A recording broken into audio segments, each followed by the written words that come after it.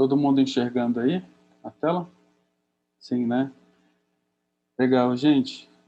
Hoje a gente vai dar continuidade, a gente está chegando no fim dessa série, que é Como Pregar o Evangelho, né? Então a gente está há 2 semanas, essa é a terceira semana, falando sobre como pregar o Evangelho. Eu disse para vocês que poderia ter começado essa série de muitas formas, né? Então poderia ter seguido aquele caminho de mostrar um método, né, para vocês, mostrar um método. Só uma pergunta: vocês estão vendo só a tela ou vocês estão vendo a tela com o próximo slide? Só a tela, só. Só a tela, legal, obrigado. Então, eu disse para vocês que a gente poderia ter começado, poderia chegar aqui com vocês e falar assim: olha, gente, existe esse método que é o evangelismo explosivo, então vou ensinar vocês a evangelizar, ou então tem o método da musiquinha, ou então o método das cores. E expliquei para vocês que a minha decisão de não ter feito isso é porque eu acho, na minha opinião, que esses métodos têm o seu valor, mas eu tenho a oportunidade de ensinar a vocês algo com valor maior, melhor, mais eficiente, né? Porque o método ele acaba encaixotando a mensagem do evangelho num método, e esse método nem sempre ele vai se aplicar a todas as situações da vida, né? Então a decisão que tomei para que a gente pudesse caminhar nesse estudo era de ensinar a vocês o que é o Evangelho.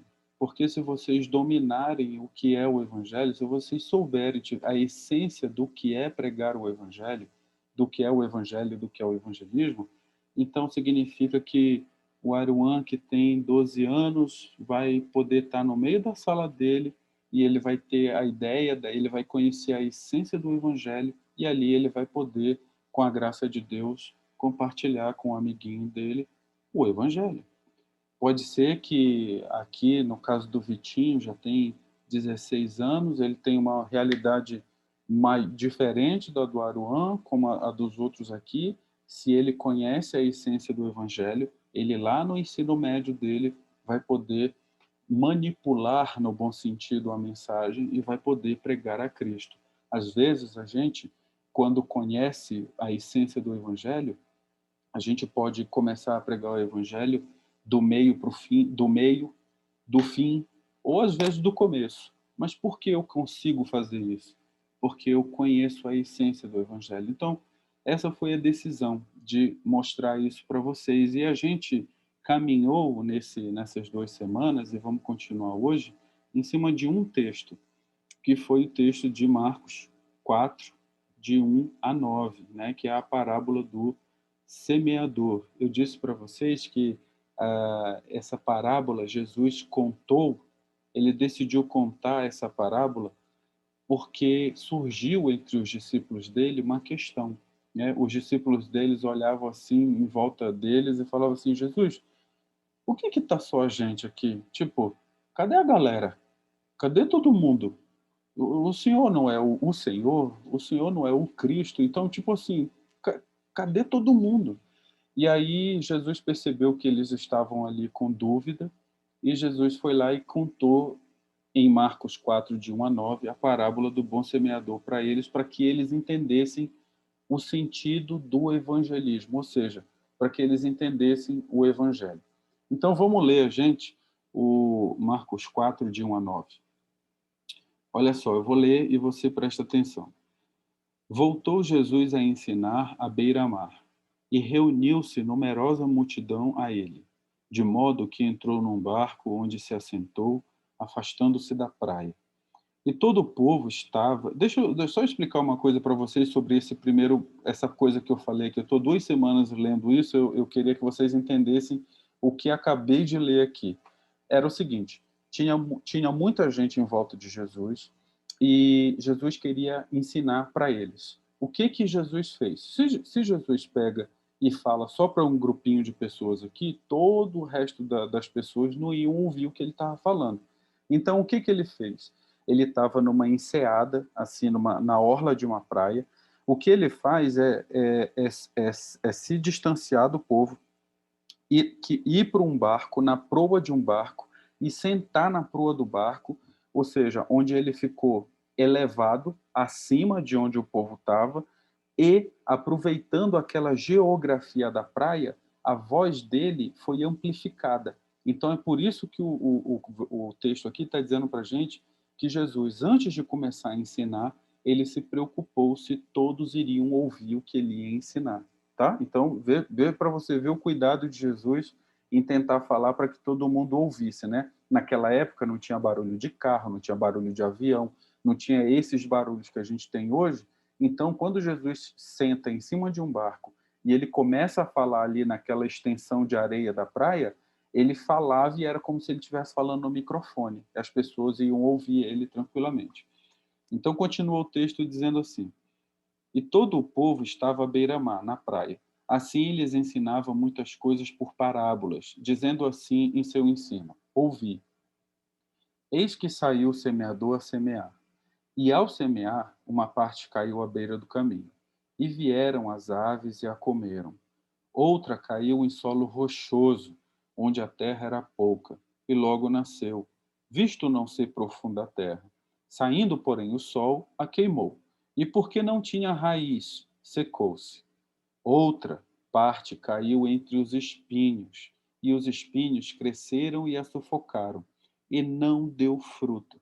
Outra, enfim, caiu em boa terra e deu fruto, que vingou e cresceu, produzindo a 30, a 60, a 100 por um. E acrescentou, quem acrescentou? Jesus. Quem tem ouvidos para ouvir, ouça. Agora vamos orar, meus irmãos, vamos orar porque a gente acabou de ler a palavra de Deus e vamos pedir a iluminação dele. Senhor nosso Deus e Pai, queremos louvar o Teu nome nessa tarde, te agradecer por estarmos aqui. Ó Deus, perdoa os nossos pecados. Eu mesmo que falo contigo agora, ó Deus, preciso da Tua graça. Redentor, ó Pai, para que o Senhor me faça conseguir, ó Deus, diante de todas as minhas dificuldades, que eu as enfrento agora. Ajuda-me, ó Deus, a te servir, a servir meus irmãos aqui. Tem misericórdia de mim, Pai. Não considere a mim, mas considere o bem que a tua palavra, o teu ensino vai fazer para o teu povo que ouve e que entende ela agora. Obrigado, Deus, por ser misericordioso. Obrigado por nos amar. Obrigado por nos fazer te amar. Nós te amamos e te agradecemos, pedindo a tua iluminação. Em nome do Senhor Jesus. Amém. Então, gente, eu queria, antes da gente seguir aqui na parte 3, dizer para vocês o que a gente aprendeu, até em consideração aí ao Cauã, Aruan, o Kaique, que estão aí com a gente nesse começo agora, já na terceira parte da nossa mensagem, mas o que a gente estudou, o que a gente aprendeu lá na primeira parte, né, da nossa mensagem aqui. Na parte 1, gente, lembra que a gente viu sobre o contexto do evangelismo de Jesus. Então, basicamente, o que eu mostrei para vocês é que se a gente quer aprender a evangelizar, a pregar o evangelho, a gente tem que aprender com quem primeiro evangelizou, certo? Então, Jesus, a gente olhou para Jesus e viu como é que Jesus evangelizava. E viu que, assim, do ponto de vista humano, né, do ponto de vista humano, que a gente pensa assim, né, que, puxa, eu vou pregar o evangelho, as pessoas vão chorar, vão se derramar, e vão aplaudir no final que eu terminar de pregar o evangelho. E eu mostrei para vocês que o que a Bíblia ensina é que essa não foi a realidade de Jesus. Jesus, ele pregou, e quando ele pregava o evangelho, as pessoas tinham raiva dele, as pessoas começavam a odiar ele e os seus discípulos. Ele pregava o evangelho, as pessoas iam embora. Lembra que Jesus era seguido por uma multidão? Essa multidão seguia Jesus porque era interesseira. Não é que eles queriam que Jesus fosse o seu Salvador e o seu Senhor. Eles queriam era pão, eles queriam era se alimentar. E Jesus chegou a dizer isso para eles, né? Vocês me seguem porque vocês têm interesse naquilo que eu posso dar para vocês. E aí, quando ele vai e resolve pregar o evangelho, a mensagem do evangelho de Jesus era totalmente diferente da expectativa da mensagem que o povo queria ouvir. Aí eu até lembro que eu disse assim para vocês e disse, gente, olha, é a mesma coisa hoje. As pessoas aí fora, elas têm um anseio, elas querem ouvir um tipo de mensagem que agrade o coração delas. Elas querem ouvir que elas são amadas, que elas são, que Deus aceita elas do jeito que elas são, que não tem problema elas gostarem do que gostam, que Deus vai dar riqueza para elas. Então, isso é o que as pessoas querem ouvir. Naquela época era a mesma coisa. Só que os anseios do pessoal lá do tempo de Jesus era que Jesus libertasse eles do domínio de Roma, era que eles voltassem a ter domínio sobre a Palestina, era que eles queriam ser ricos também. E qual era a mensagem de Jesus? A mensagem de Jesus, que é a mensagem do Evangelho, era uma mensagem que chamava ao arrependimento. É uma mensagem que falava sobre submissão a Deus. Era uma mensagem que falava sobre exclusividade total de Jesus. Era uma mensagem que falava sobre obediência. Era uma mensagem que falava sobre santidade de vida. E as pessoas não queriam ouvir isso. Então, lá na primeira parte, o que eu mostrei para vocês, nesse contexto do evangelismo de Jesus, é que mesmo o Senhor Jesus teve muita dificuldade para pregar o evangelho. E qual foi a lição dessa primeira parte? Que a gente não deve se exigir demais. Às vezes a gente deixa de pregar o evangelho, a gente às vezes por vergonha, mas enfim, no fim, a gente vai dizer que não faz porque tem vergonha, não faz porque não sabe, mas tudo isso são formas da gente se cobrar demais. E a gente precisa lembrar que a gente não vai ter um sucesso maior do que o que Jesus teve.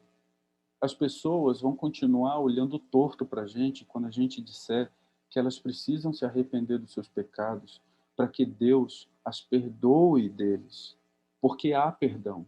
E esse é o amor de Deus. O amor de Deus a gente enxerga não quando a gente passa a mão na cabeça de alguém que vive no pecado, mas quando a gente diz para ela que Deus pode perdoá-la, mas que ela precisa se arrepender e se entregar a Jesus e deixar que Jesus transforme a vida dela para que ela viva em novidade de vida. Jesus não veio para que a gente vivesse da mesma forma como a gente aprendeu a viver no pecado, entende? Então, essa foi a primeira grande lição da parte 1.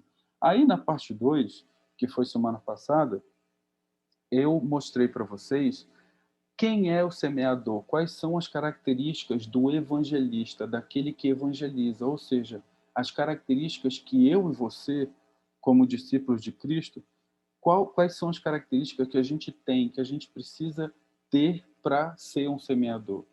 E aí eu mostrei para vocês que a gente não tem que ficar preocupado se quando a gente pregar o evangelho a pessoa vai se converter ou se ela vai entender, porque Jesus disse que o semeador ele saiu a semear e depois o que que ele faz? Ele volta para casa e dorme. O semeador ele não está preocupado como é que a terra absorve a semente e ela é regada e cria rede. Isso não é a preocupação do semeador. Jesus não quer que a gente tenha essa preocupação. Jesus quer que a gente tenha um compromisso. E qual é o compromisso do semeador? O início do nosso texto aqui disse: e saiu o semeador a semear.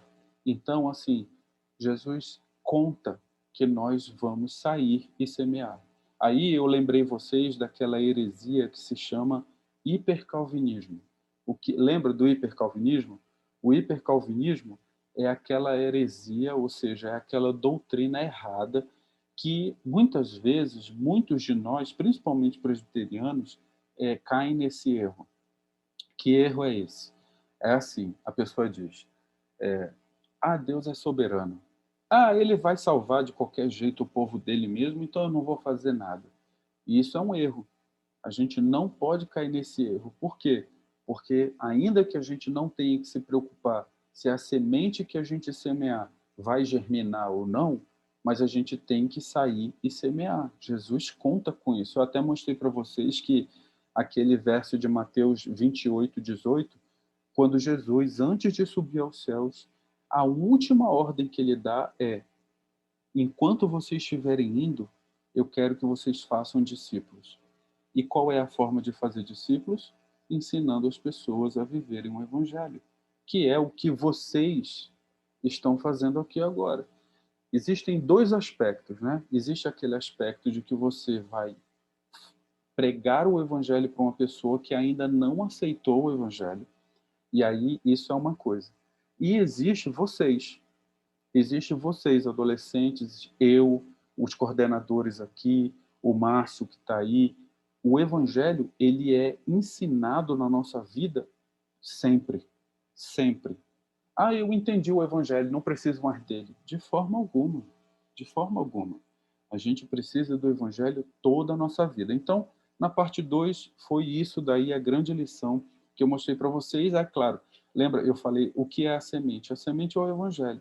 E qual foi a grande lição disso? Pessoal, a gente não pode mudar o evangelho. Eu quero, guardem isso, tá bom? Isso é uma coisa que está acontecendo hoje na nossa realidade. As pessoas estão atualizando o evangelho. Sabe para quê? Para parecer mais legal.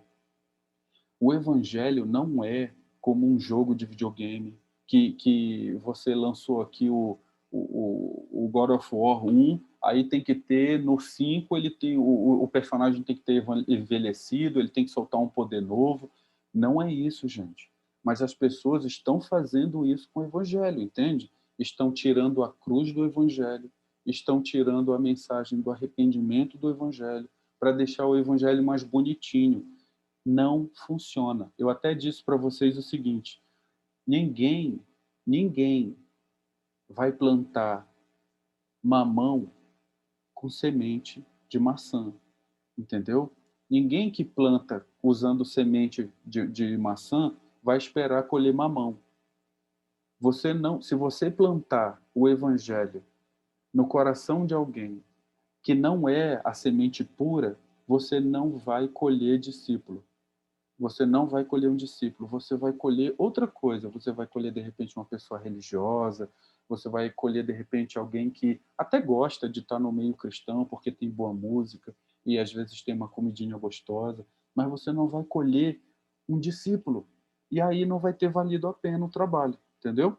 Então, eu já vou mostrar isso mais para vocês, porque agora, na parte 3, e essa parte é a parte que a gente vai ver agora, eu vou falar para vocês sobre quais são os solos da parábola. Quais são os solos? Então, vamos lá. Bom, antes da gente entrar aqui nos solos, eu quero que você entenda uma coisa sobre eles, tá? Então, olha só, preste atenção. Os solos, eles representam, segundo a interpretação que o próprio Jesus falou, os solos da parábola, eles são as diversas condições do coração humano. Então, olha só que interessante. Na parábola, o que não muda? A forma como o semeador se comporta não muda. Ou seja, ele sai para semear e ele não se preocupa com o que vai acontecer depois que ele semeou. Isso não muda. Outra coisa que não muda, a semente do evangelho. Ela não muda, a mensagem é uma. Você não pode mudar a semente do evangelho, ou eu até falei para vocês na parte 2 que você não pode alterar geneticamente a semente para que na sua cabeça você ache que ela vai produzir mais. Não, a semente tem que ser a semente, a mensagem verdadeira. Mas qual é a única coisa que muda nesse esquema todo? Qual é a única coisa nesse processo de evangelização que muda? É o coração humano. Como assim, Arquimedes? O coração humano, ele pode ser, às vezes, uma estrada de terra batida. O coração humano, o solo do coração humano, às vezes, ele pode ser rochoso. E, às vezes, ele pode ser cheio de espinhos. Aqui mesmo, entre nós aqui, meu coração, o coração de vocês, adolescentes, dos adultos aqui, hoje, a terra do nosso coração, ela é cultivada pelo Evangelho. Ainda tem sujeirinha nelas, na terra do nosso coração, que precisa ser cuidada. A gente ainda não está, sabe, com a terra totalmente perfeita, mas Deus já começou um processo de cuidar. E a semente do Evangelho já começou a germinar no nosso coração.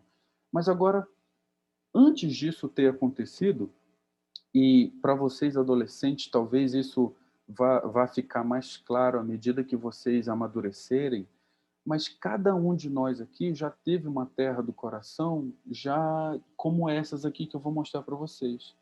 E por que, que é importante a gente saber disso?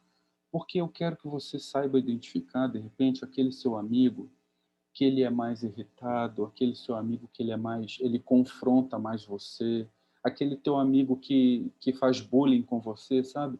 Se você aprender a identificar qual é a terra do coração dele, você vai ter mais sucesso de semear ali.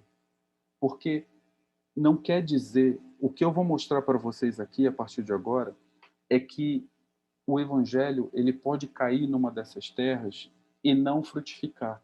E você não vai se sentir culpado por isso, porque a culpa não é sua. A questão é que a terra daquele coração dele, que pode ser rochoso ou espinhento, não deixou a semente germinar. E você tem que saber disso. Ou, por outro lado, se você souber disso, você vai ver o quanto Deus tem poder. Porque ele falou assim, cara, o coração daquele cara era um coração cheio de espinhos. E olha só o que Deus fez. Por exemplo, o meu coração, e particularmente falando de mim, eu acho que o meu coração era todos esses três aqui, sabe? Eu acho que ele era terra batida, rochoso e espinhento. Eu era ruim, eu era um cara ruim. Mas olha só, um dia a Gisele, minha esposa, veio, semeou o evangelho, e sem que ela se preocupasse, Deus preparou a terra e eu estou aqui hoje falando desse evangelho para vocês. Então, assim, o que isso significa? Que a Gisele é demais? De forma alguma. Que o Arquimedes é santo? Não, não sou. Eu sou na perspectiva do que Cristo fez por mim, mas tenho muita dificuldade ainda. Isso só aponta para quem Deus é. O nosso Deus é poderoso, ele é soberano, o amor dele não respeita limites. Então, se a gente souber disso, gente, você pode simplesmente semear o evangelho e você vai evangelizar mais, você vai cumprir com a missão que Jesus deu a você e quem sabe, por meio da sua vida, alguém que estava indo para o inferno não possa voltar e ir em direção aos braços de Jesus. Essa é a ideia.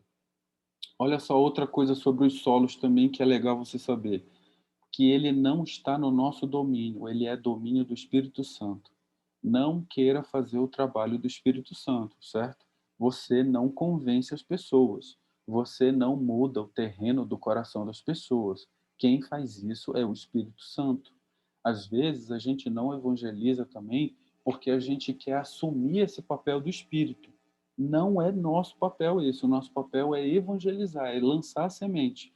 Se o Espírito Santo vai fazer dar fruto ou não, não é nosso problema, certo? Outra coisa, o Evangelho, como a gente leu na parábola e vai ver aqui agora, ele alcançou todos os solos. Seja aquela terra de chão batido, seja rochoso, seja espinhento, em todas o Evangelho chegou lá. Agora, se o Evangelho ele se desenvolveu em todas as terras, não é problema nosso. Mas o que o semeador fez? Ele fez a semente chegar em cada uma dos solos. A semente caiu lá na terra de chão batido, a semente caiu lá na terra rochosa e a semente caiu lá no espinho. Agora, germinou? Não é problema do semeador. Não é meu problema nem seu. Olha, mas germinou naquela lá, naquela que teve o solo bom. Graças a ti, Senhor, porque é um problema, é uma demanda tua e ele se agradou de fazer com que naquela terra germinasse o evangelho. E finalmente, gente, isso quer dizer o quê? Quando germina, quando você vê que, cara, preguei o evangelho ali, eu lancei a semente ali, e o cara entendeu, ele aceitou a Cristo, o cara tá na igreja hoje. Nossa, bicho, olha, eu sou top, hein, cara? Não, não, é Deus. porque você não tinha nada a ver com isso. O seu trabalho foi só em obediência a Cristo de semear. Quem fez germinar foi Deus, então a glória é dele. Entende? A Bíblia diz o seguinte: a salvação pertence ao Senhor. Não pertence a você, não pertence à igreja, não pertence, pertence ao Senhor, certo? Então vamos lá. Vamos começar aqui. Eu vou mostrar para vocês o que significa quando Jesus diz que é semear à beira da estrada. Quero que vocês entendam que quando Jesus disse isso, ele estava usando uma figura de linguagem para falar sobre um coração de chão batido. Aí você vai pensar assim, cara, como assim um coração de chão batido? Lá em Israel, quando o Senhor Jesus falou isso, ele estava pensando naquelas estradas de Israel. Você sabe que lá não tinha asfalto, né? E Israel fica no meio de um deserto.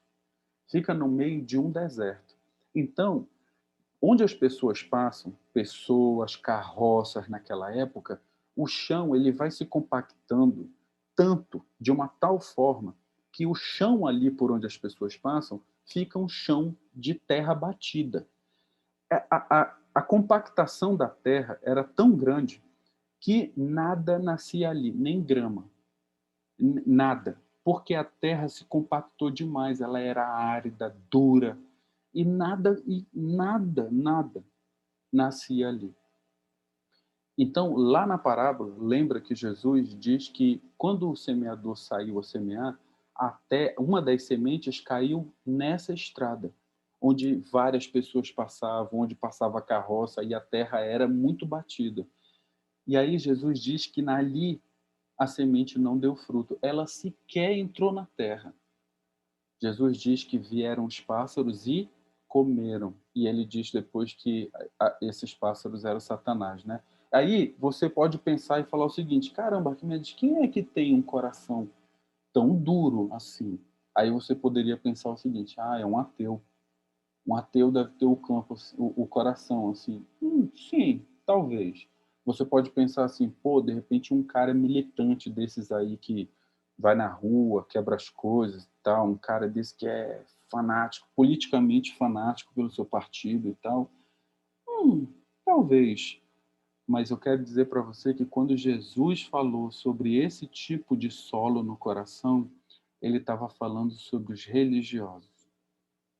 Ele estava falando sobre o engano religioso. Ele estava falando especificamente dos fariseus naquele momento. O coração de um religioso, de uma pessoa que não vive a boa religião, que não tem uma boa espiritualidade, mas que vive aquela religião enganosa, seja naquele extremo onde tudo pode, ou seja naquele extremo legalista onde nada pode. Esses extremos são onde os líderes, as pessoas que vivem aquilo ali, têm um coração de terra batida, onde o evangelho da graça não entra. Olha que perigo isso, gente. É por isso, gente, que a gente tem o tempo todo que ficar buscando uma espiritualidade saudável para a gente. Uma espiritualidade onde a gente ande com Deus, sempre com humildade, sempre que a gente errar, e a gente vai errar sempre, a gente tenha a mansidão de procurar pedir perdão a Deus, a quem a gente a quem a gente se ofendeu, não ficar, sabe, cultivando o ódio dentro da gente. Pessoal, isso daí para vocês, olha, vocês têm uma vida inteira para provar isso. E vocês vão passar por muitas situações onde isso vai realmente ser um desafio para vocês. E eu espero que vocês lembrem dessa palavra, para que vocês não permitam nunca jamais que o coração de vocês se endureça a tal ponto como aquela terra de chão batido por onde as pessoas passavam e a semente sequer entrava na terra. Muitas vezes é a religião que proporciona isso para a gente. Como assim, Arquimedes? Você pode, de repente, ver uma pessoa, olha, tem uma pessoa que eu estou evangelizando, eu e a Gisele, a gente está evangelizando um casal. Esse casal, o cara era de uma seita, e a mulher, a mulher do cara, ela mexia com satanismo. Então, o evangelho penetrou ali, está penetrando, está indo. Eu estou fazendo um discipulado com o cara, porque o evangelho nele já desabrochou mais. E eu tô agora o nosso discipulado está no sentido de eu estou ensinando ele a como evangelizar a mãe dele, sabe por quê? Porque a mãe dele tem esse tipo de solo aqui do coração, um chão de chão batido, porque a mãe dele é uma testemunha de Jeová. Ela é de uma seita, ela não acredita que Jesus é Deus, ela não, ela vive aquela religião, ela não faz mais nada na vida dela, é só aquilo. Então, entendeu? Eu já sei que tipo de solo é aquele que aquele coração tem, entende? Então, não quer dizer que eu não vou fazer a semente chegar lá. Quer dizer que eu vou fazer a semente chegar lá já conhecendo que tipo de solo é aquele e crendo que Deus pode fazer com que a semente entre ali. Mas semear à beira da estrada quer dizer isso, gente. É uma rejeição completa do evangelho. Aqueles fariseus, eles não sabiam o que era arrependimento, eles não podiam crer no que o Senhor Jesus era o Messias, o evangelho simplesmente não era aceito por eles. A maioria das pessoas que tem esse tipo de coração são aquelas pessoas que são dominadas pela própria paixão, entende? O que é isso, Arquimedes, ser dominado pela própria paixão? Por exemplo, quando você é dominado por uma... Já viu as pessoas que ficam se ofendendo nas redes sociais por causa de política? Você já viu isso? Já deve ter visto, né? Isso daí, gente, é ser dominado pelas próprias paixões. O evangelho simplesmente não consegue dizer para você que você está dedicando a sua vida a alguma coisa que não vai te levar para muito lugar. Então a gente precisa tomar cuidado com isso. Então, semeando à beira da estrada, é isso que quer dizer na parábola, tá bom? Como é que você pode aplicar isso na sua vida? No seu colega do colégio, às vezes com um parente, um familiar, você vai ver, cara, ali eu acho que é difícil ali o evangelho, viu? Se ele tiver, se você tiver que semear num coração de chão batido, você já conhece o que isso significa. Não deixe de semear o evangelho ali. E o que é semear num terreno rochoso? Deixa eu ver que horas são. Ah, tá. O que é semear num terreno rochoso? É um coração egoísta. Olha só, isso daqui você vai conseguir pescar mais. Porque como assim um coração egoísta? A parábola fala, o Senhor Jesus ensinou que esse coração de terra rochoso é aquele cara, sabe, que você leva ele no encontro, no acampamento, aí o cara tá lá e, pô, tem as menininhas ali, todo mundo bacana, minha galerinha, a gente joga bola, tem a piscina, aí tem o hambúrguer, aí, poxa, no final tem aquela luzinha, o pessoal tocando aquele louvorzão, e todo mundo fazendo a coreografia junto, aí depois, puxa, vem a mensagem, aí aquele clima vai subindo, aí no final o pregador pega e fala assim, e agora, quem é que quer entregar a vida para Cristo? E aí sobe 10 dos teus amigos e você vai atrás. Entendeu o que eu fiz? Entendeu a crescente? Entendeu? Aí você pega e vai atrás. Aí beleza, aí você continua vivendo ali aquele momento gostoso e tal, aí segunda-feira você volta para sua realidade, você volta para casa. Aí você pega, chega lá no seu colégio e diz assim, aquele seu amigo de repente vem, ei cara, vamos colar na prova e tal, ou então assim, pô cara, eu vou roubar aquele lanche lá da cantina e tal, coisa que você fazia antes, mas você agora, no meio disso, você foi no acampamento e subiu lá quando o cara falou, quem quer aceitar Jesus? Aí você pega e fala pro cara assim, não cara, eu sou crente, eu sou cristão e eu não vou mais fazer essas coisas. O que acontece? O seu amigo tira sarro da tua cara, conta para todo mundo que você agora é um bobão e você passa a não fazer parte mais da galera, do grupo, né? Você é excluído. O que que acontece nesse coração rochoso? O cara simplesmente abandona aquele compromisso que ele fez lá no acampamento, e para ele voltar a ser aceito na galera, para ele deixar de ser zoado, ele volta a fazer as coisas que ele fazia. Esse é o coração rochoso, gente. É aquele tipo de pessoa que tem um coração que aceita rapidinho o evangelho. Você chega lá para a pessoa e fala assim: olha, Jesus te ama, ai que legal! E aí a pessoa vai e começa a ir na igreja e tal, mas na hora em que ela precisa demonstrar o comprometimento com Cristo, ela não faz. É a incapacidade de viver o evangelho à luz do sol. Como assim, Arquimedes, à luz do sol? É a incapacidade de viver o evangelho quando vier o sofrimento, quando você tiver que fazer sacrifícios por Cristo, quando você tiver que negar a si mesmo por Cristo. Porque foi isso que Jesus disse sobre quem poderia ser um discípulo dele. E ele disse: são aqueles que negam a si mesmo, são aquelas pessoas que enfrentam sacrifício pelo meu nome. Lembra, lá no Sermão do Monte, Jesus diz assim: ei, não chorem, vocês que sofrem, porque grande é o galardão de vocês nos céus. E aquelas pessoas que não conseguem fazer sacrifícios por Cristo.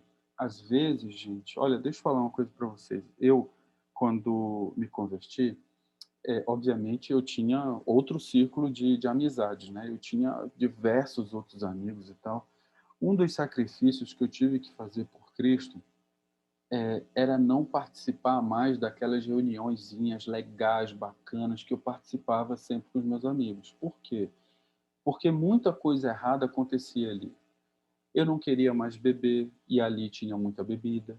Eu não queria mais fumar, e ali tinha gente que fumava, porque eu fumava antes. Então, poxa, eu vou ter que sacrificar o meu momento de amizade com os meus amigos por causa de Cristo? Sim, é o meu compromisso que eu fiz com Cristo. Poxa, Cristo me salvou. Ele me livrou do inferno. Ele me deu uma nova oportunidade, uma nova vida. Fazer isso é nada. Mas o coração que tem um solo rochoso é um coração egoísta. A mesma motivação que fez ele, na empolgação, aceitar Jesus lá no acampamento, é a mesma motivação que vai fazer ele abandonar a Cristo quando ele tiver que se auto-beneficiar, voltando a ter a amizade dos amiguinhos dele que zoaram ele porque agora ele era cristão. Pessoal, isso... Conseguiram visualizar isso? Vocês entenderam isso? Isso acontece ou não? Acontece muito. Acontece lá na sériezinha, nas séries mais baixas, lá de quem tem 12 anos, de quem tem 10. Talvez menos lá, porque ainda a questão da maturidade está se desenvolvendo, mas certamente você que já tem 13, 15, 16 anos já consegue compreender isso, né? Então, assim, cuidado com isso. Eu acho, a minha percepção é que hoje tem muitas pessoas na igreja que têm um coração rochoso assim e estão dentro da igreja ainda. São pessoas que não têm comprometimento com Cristo. São geralmente pessoas... Vê se você conhece algumas assim. Olha só. São geralmente pessoas muito vaidosas, pessoas muito autocentradas, sabe? Que querem ser o centro o tempo todo, pessoas que relativizam, ou seja, você fala assim: poxa, cara, olha que legal, né? A gente está aprendendo sobre como evangelizar e como isso é importante. Não, isso não, é besteira. Pô, cara, olha como é bacana a gente entender como Deus projetou o casamento para o momento certo, né? E tá, não, para com isso, não é assim não, cara. Então, sabe assim, essas pessoas que o tempo todo vão relativizando, cuidado, são pessoas que não têm comprometimento com Cristo. Você tem que não evangelizar essas pessoas? Não, você deve, mas você tem que conhecer como é o solo do coração delas. Lá no final, eu vou falar uma coisa que vou arrematar tudo isso que eu estou falando aí para vocês. Então, vamos para o último solo mau aqui, que é semeando entre espinhos, né? O que quer dizer semear entre espinhos? É um coração materialista. Isso daí também é muito presente hoje no nosso dia a dia. O que isso quer dizer? São aquelas pessoas que elas não conseguem viver sem os cuidados do mundo. Pô, como assim, Arquimedes? Cara, é aquela pessoa que por exemplo, se chegasse uma perseguição hoje, chegasse uma perseguição aos cristãos hoje aqui em São Paulo, chegou aqui. E é o seguinte, quem for cristão tá fora, não vai mais fazer nada de cultura, se anda de skate não vai andar mais, se gosta de ir em estádio de futebol não vai mais, se joga videogame não joga mais, acabou. Você não quer o seu Cristo, então você vai viver só com o seu Cristo agora. Acabou tudo. E aí, gente? O que vocês acham que ia acontecer? Ia ficar quantos? Ia ficar muita gente? Essa é a condição dos espinhos. Você está falando assim, puxa, Arquimedes, mas isso é um pouco radical, né? Eu falei, eu sei, mas é uma condição que existe e já acontece hoje. Eu vivo falando para vocês que existe a igreja perseguida, né? E que nós somos a minoria da igreja. Olha, aqui no Brasil são mais ou menos 50 milhões de evangélicos. Você entendeu? Prestou atenção? O Brasil tem 210 milhões de brasileiros. 210 milhões. Desses 210 milhões, 50 milhões são evangélicos, como eu e você. Ok. No mundo, existem mais de 340 milhões de cristãos como eu e você que são perseguidos por causa de Jesus. Ou seja, são adolescentes como vocês que tiveram, para vocês terem uma ideia, que perderam o acesso à água. Vocês entendem isso? O exemplo que eu coloquei aqui para vocês é assim, é de repente alguém tirar o videogame de vocês, é de repente alguém tirar o skate de vocês. O que eu estou dizendo é que hoje, agora, nesse momento, no mundo, existem adolescentes que, por causa de Cristo, tiveram a sua fonte de água retirada de si. Entenderam? Essas pessoas não negaram a Cristo por causa disso. Então, essas pessoas não têm o coração espinhoso como esse solo aqui que a gente está estudando. Por quê? Porque Cristo para eles é realmente tudo. Eles não precisam dos cuidados do mundo para serem quem eles são em Cristo, entende? Então, isso daqui talvez seja um dos maiores desafios, não só para a gente evangelizar, mas para a nossa vida. Eu estou me incluindo nisso, tá, gente? Eu não sou melhor do que vocês, não, tá bom? Eu tenho minhas dificuldades também, eu também tenho celular, eu também tenho computador, entendeu? Então, assim, eu estou com você nessa.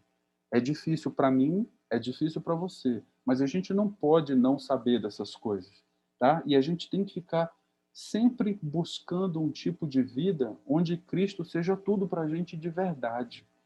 Porque um dia, gente, um dia, não sei se na minha geração ou na geração de vocês que vão viver mais do que eu, mas um dia, essa perseguição que os 340 milhões sofrem, ela vai chegar aqui.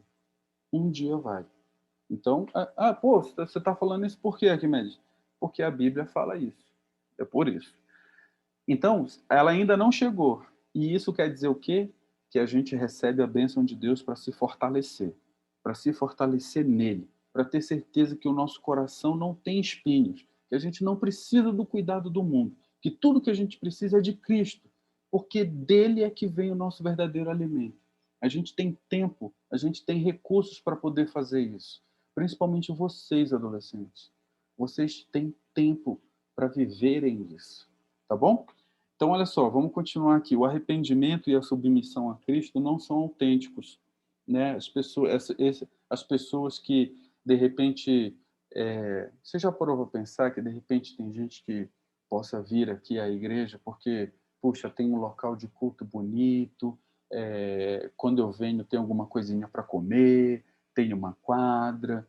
Existem, gente. A gente não pode também achar que tudo tá certo, né? Existem gente assim. Essas pessoas, elas precisam do evangelho. Sim, elas precisam do evangelho. Só o evangelho vai fazer com que elas vivam Cristo sem precisar da estrutura da religião. A gen- o evangelho é a única coisa que faz, gente, uma pessoa não negar a Cristo mesmo diante da morte. Esse evangelho que faz com que nossos irmãos na antiguidade, lá no século I, quando Nero, o imperador Nero, promoveu uma das maiores perseguições ao cristianismo, e ele crucificava os cristãos, e os cristãos iam para a cruz, lá no Coliseu, os cristãos iam para a cruz cantando. Como assim que a pessoa está passando por um momento tão difícil de sofrimento e ela ainda canta? O Evangelho faz isso. E eu e você podemos ter esse Evangelho que nos faz, por exemplo, claro, numa escala muito menor. Eu perguntei até no início do nosso papo, falei, pô, será que alguém aqui se sentiu sozinho e tal?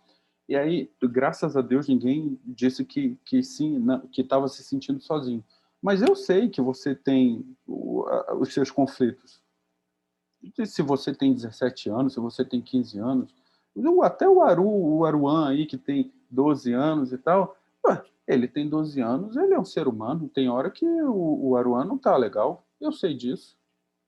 Mas o Evangelho é aquilo que é capaz de fazer a gente lidar com as nossas dificuldades em todos os momentos da vida. E é o Evangelho que vai fazer com que alguém que tenha o coração cheio de espinhos possa ter um coração bom para dar fruto. Beleza? Então, olha só, lições dos solos maus, para a gente já acabar.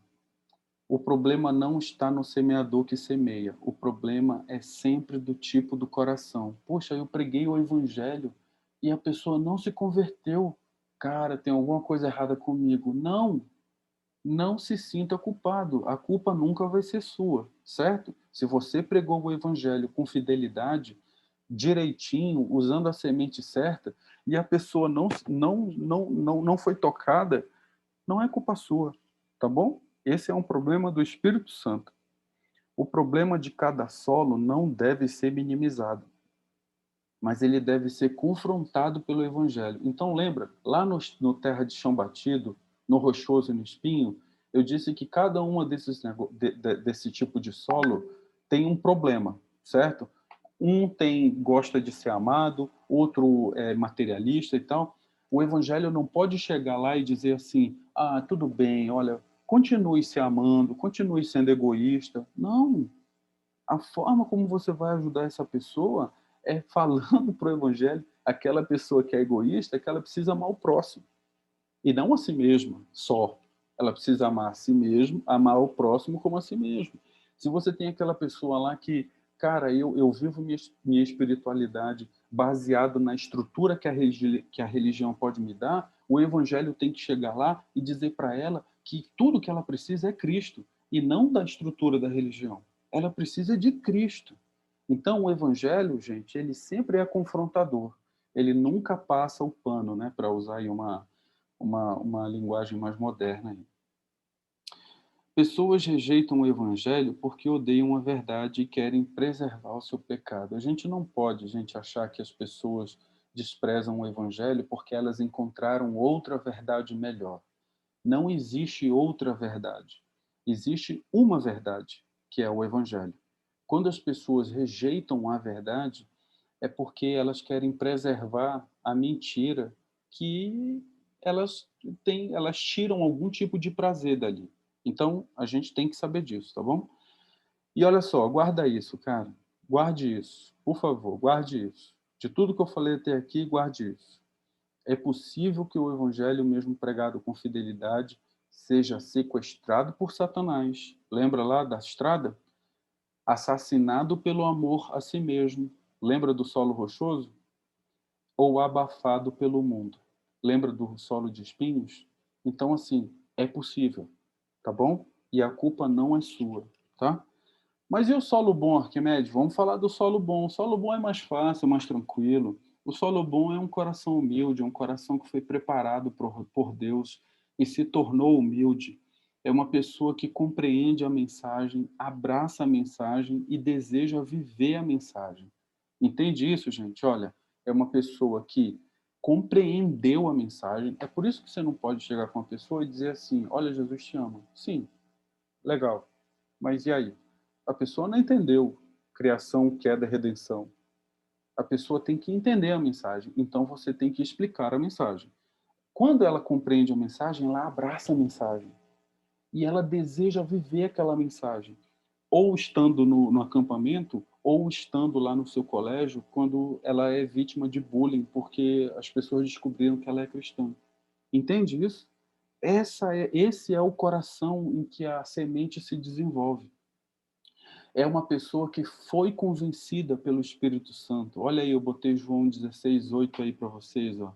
Quando ele vier, convencerá o mundo do pecado. Quem é que faz isso? O Espírito Santo. Quem é que tem um solo bom para semear? É aquela pessoa que foi regenerada. Olha aí João 3:3. Em verdade te digo, se alguém não nascer de novo, não pode ver o reino de Deus. E quem é que faz isso? Deus. Quem é que convence? O Espírito Santo. Quem é que regenera? O Espírito Santo. Quem é que justifica? Quem é que aplica a justificação? O Espírito Santo. Olha aí, Romanos 8:33.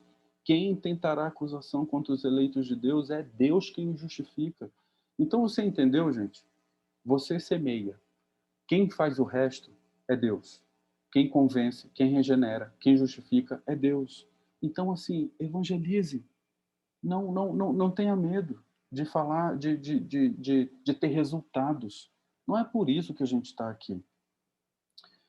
E a lição final, para a gente terminar, eu quero deixar com vocês o seguinte: a obra do coração é domínio de Deus. Jesus, quando andava aqui na terra, ele conhecia o coração dos homens. Você conhece o coração dos homens como Jesus? Não. Você tem que conhecer o coração dos homens como Jesus? Não. O que você tem que fazer? Você tem que semear. Você pode até conhecer, mais ou menos dizendo assim, cara, olha, eu me lembro lá da aula lá, e eu acho que o coração desse cara aí é cheio de espinhos, porque é um cara muito materialista e tal. Ele ama os cuidados do mundo. Vou pregar o evangelho para que ele entenda de que ele não precisa das coisas do mundo, ele precisa de Cristo. Ah, sim, isso você pode fazer. Mas você não conhece como Jesus conhece. Então não se preocupe com isso. Vá lá e semeie, lança semente. Olha só, gente, nossa última tela aqui. Arquimedes, qual a lição final aqui de tudo isso? É a glória de Deus. Eu quero que você entenda que você pode semear porque a glória é de Deus. Olha isso daqui, gente. Quando Deus ele faz a obra no solo, ele faz ela para ser vista. Olha isso daqui. Presta atenção nas palavras que eu marquei. Olha o que Deus disse que ia fazer e fez. Ele diz assim: então, olha o tempo verbal dos verbos. É tudo em primeira pessoa e quando é em relação a você, é Deus dizendo: você vai fazer. Olha, eu aspergerei água pura sobre vós. Quem vai fazer isso? Deus. E ficareis purificados. Como é que você vai ficar depois que ele joga água em você? Você vai ficar. Não é assim, aspergerei água pura em você, sobre vós, e vocês poderão ficar. Não. E vocês ficarão purificados. De todas as vossas imundícias e de todos os vossos ídolos vos purificarei. Quem? Deus. Quem vai nos purificar? Deus. Dar-vos-ei, uma mesóclise aí, né? Quem vai nos dar um coração novo? Deus. E porei dentro de vós, quem vai pôr dentro de nós um espírito novo? Deus. Tirarei de vós o coração de pedra. Quem vai tirar o coração de pedra da gente? Deus. E vos darei coração de carne. Gente, quem vai fazer isso? Deus. Porei dentro de vós o meu espírito. Quem vai colocar dentro de nós o espírito de Deus? Ele mesmo. E farei que andeis nos meus estatutos. Gente, ele fará com que a gente ande no estatuto dele e que nós guardaremos os seus juízos e vamos observar ele. Então, entende isso, gente? Quem faz isso é Deus. E se ele fizer, vai acontecer. Se ele fizer, não, olha, mas aquela pessoa ali, ela fez e tá desgarrada aí, não se arrepende e tal. Ué, então Ezequias 36, 25, 27 está errado. Ou aquela pessoa não teve a obra de Deus feita. Isso, gente, para mim e para você, quer dizer o seguinte, que a gente pode descansar em Deus. A gente só precisa semear. E que o nosso coração, que já foi semeado, o que a gente precisa fazer é deixar Deus cultivar ele.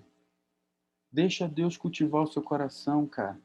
Continua lendo a palavra, continua orando, sabe? Continua vindo aqui na UPA, continua tendo seus amigos e tal. Deixa Deus cultivar o seu coração. Tira esse peso de você.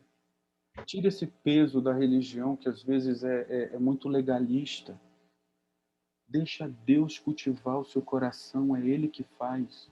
E se Ele continuar cultivando o seu coração, você vai guardar os mandamentos dele, você vai ter prazer nisso, entende?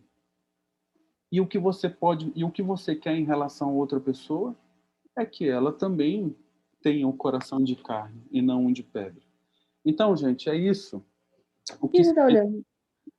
É isso o que significa os solos do coração. É isso que significa que Jesus disse a respeito dos solos. No outro sábado, a gente agora já conhece o contexto do evangelismo de Jesus, a gente já sabe quem é o semeador, a gente já sabe o que é a semente. Hoje a gente aprendeu o que é os solos e eu prometo a vocês, se Deus permitir, no sábado que vem, eu vou mostrar para vocês a mensagem do Evangelho. E se você entender isso, você vai poder pregar ela de frente para trás, de trás para frente, do meio, frente, trás. Você vai poder manipular ela. E com o seu coração leve. Com o seu coração leve, porque o coração é um domínio de Deus. Eu e você, a gente tem que sair a semear. Beleza? Fechou? Entenderam?